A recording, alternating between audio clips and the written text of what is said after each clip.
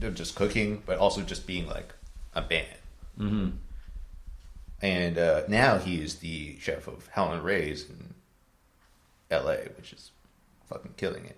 Got you. Like, super killing it. Mm-hmm. I'll check that out next time I'm down there. Although, LA Times did not put it on their 101 this year, which I think is a huge mistake. Okay. I mean, that's fine if you don't put, because it's Nashville hot chicken. Right. Like, maybe you just don't want to put that. But then you put Huntsville chicken on the list, but not Helen Ray's. Huge mistake, LA Times. In my opinion. I'm not the only one who thinks that. Yeah, right. I understand Huntsville chicken has the legacy of the Prince family, but we're talking, this is a list for LA. Right. Helen Ray should be on it. Okay. Period. Point blank. If you're going to have Nashville hot chicken at all. Right. So, yeah, I was finally I got a paid gig. To offset it, like, its advantage at that time was doing a number of different deals, including, if you research it, chocolate chicken. We were like, what's chocolate chicken? Chocolate fried chicken. What the fuck? Yeah. What were they going to do? That's real. And they built an entire restaurant around it. What were they going to do? Wait, are they doing it? No, they did it. They did it? They did it. What happened to it? It closed after 6 months. Oh, yeah, no shit. Because what the fuck is chocolate fried chicken? I was like, they didn't test this concept as like a pop-up. Did it have the sauce was the chicken, or was it marinated in chicken, brine and cocoa? Like what? Yeah, it was like brine. They basically try to shoehorn this combination everywhere. Like they even had like white chocolate mashed potatoes. Oh! Yeah. And I was like, I don't know if... I was like, this is extremely ballsy. Like, I was very unsure about this. I was like, whoa, I tied my destiny with this? Yeah. But they were super they were like, this is going to be a thing. They even signed another lease for a second location. They bought a second location before they opened even opened the first one. Bro! Yeah. But they got significant press. Yeah. And they also got like, I think like a 0-star review from Besher Rideau in LA.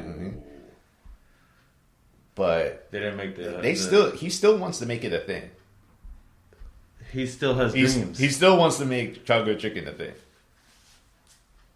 The only way I could think about it is if you dipped a piece of fried chicken in some chocolate Well, I was sauce. like, is it like mole? Like, is it like, kind of that's like a what I'm saying. savory aspect? Yeah, I think if you want that chocolate sweetness, I don't know, man. I think it had to be some kind of chocolate jus. And it came to be, the original concept came to be because this like film producer, who was one of the partners, made a cartoon movie. I think he was on drugs or... I don't want to say he was on drugs because he might have been. I don't want to be like, but allegedly, it does seem like he was, right? Yeah, that he was allegedly. Like, he had this craving of like fried chicken and chocolate, and he's like, well, why don't we have it together? I'm like, I feel like that's something you should test out a little bit more. Yeah, with the market, and they were in downtown LA. Then they opened up the restaurant in mid 2014. Which is around the time I was there. So I was there for the opening. Did you eat some? Oh, yeah. How was it? It's okay. Yeah. Like, did the chocolate make it better? No. Okay. Heard. No. Was it revolting to the point where I was like, oh, gosh. No, but I'm also like, I don't need it with chocolate. Like,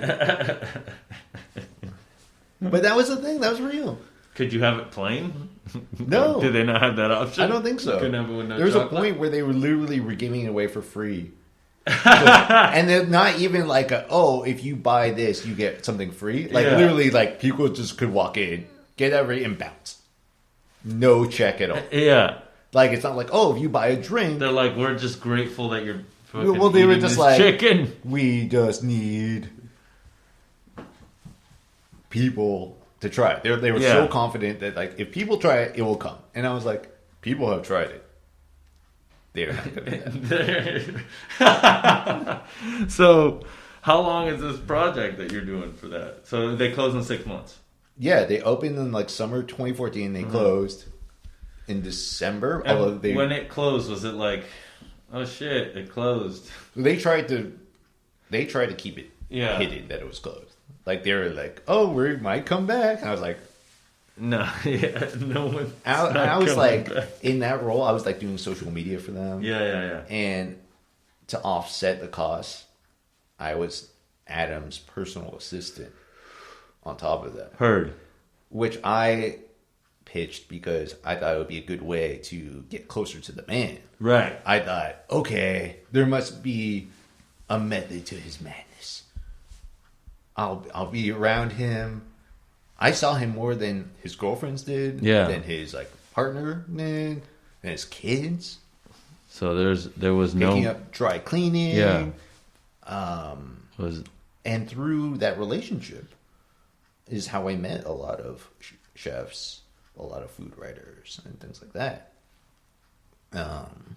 Unfortunately, I noticed a pattern, at least in my opinion.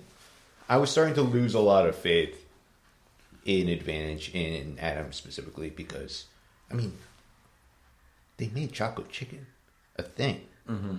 I was there from beginning to end. Mm-hmm. And I was seeing a concerning trend in my view.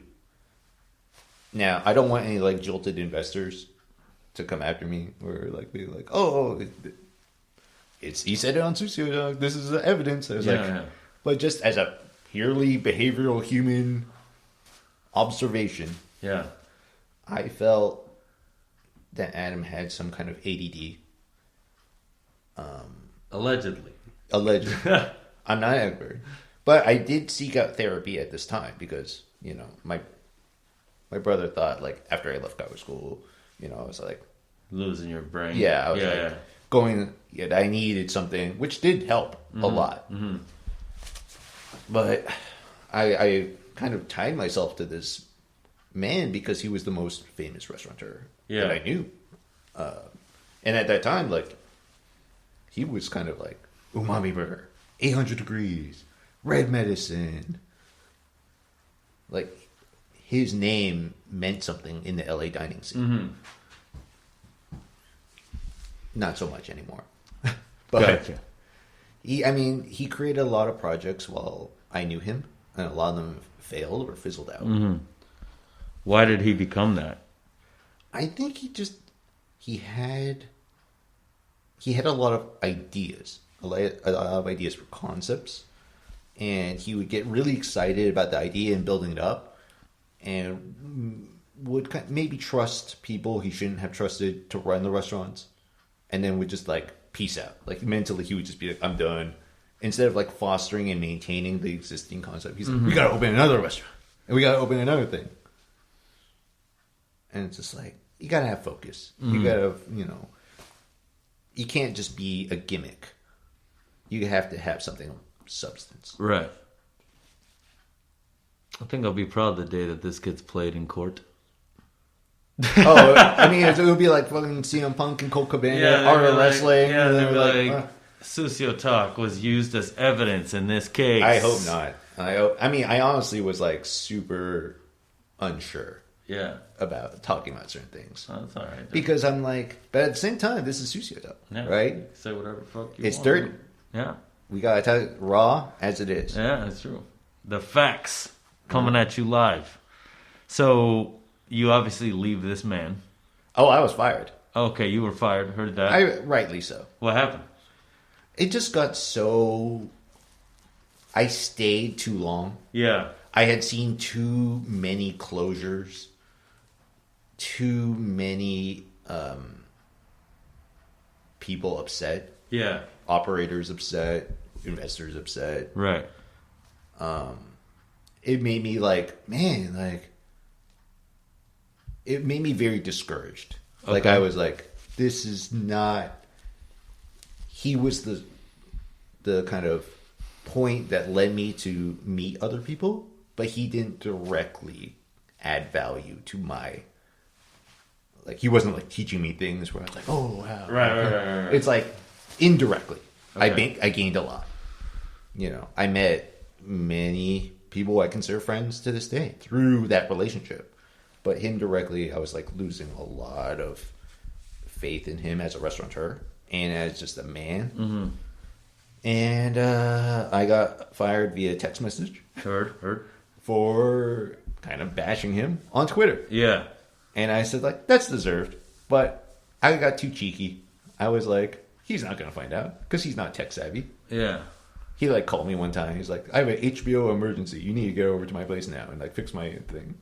And I was just like, this is ridiculous. Yeah. Like, did I give up all this stuff for this? Like, I'm not your fucking cable man. Yeah. Son of a bitch. So that ends, and then what do you do? Well, I thankfully had something lined up already. Okay, what were you doing? Right. What were you... So through Adam, he was going to do a concept up here that actually got announced. If you like look it up, so he was friendly with Saison, and they were going to do Fat Noodle. Okay, which was like the idea was there's going to be Josh Skeen's Fast Casual. Okay. And like it was in the like Paolo Lucchese Road. Like even more fast casual than Angler? Oh yeah, like we're talking like sub $30. Okay. Out the door. Heard. Okay. It was going to be like the idea was that it's going to be Chinese hand pulled noodles. Mm-hmm. And they had a space, which is now I believe Luke's Lobster. Yeah. In San Francisco.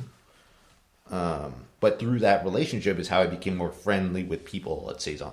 Right.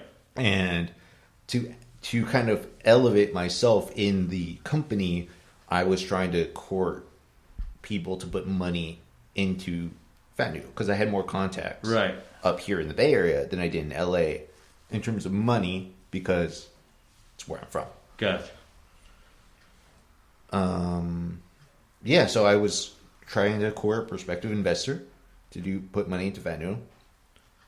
And they were like, we don't want to do that, but we're interested in you. Right. So they actually created a position for me to kind of like consult on pitch decks and stuff like that for food and drink beverage concept type of thing. Uh-huh.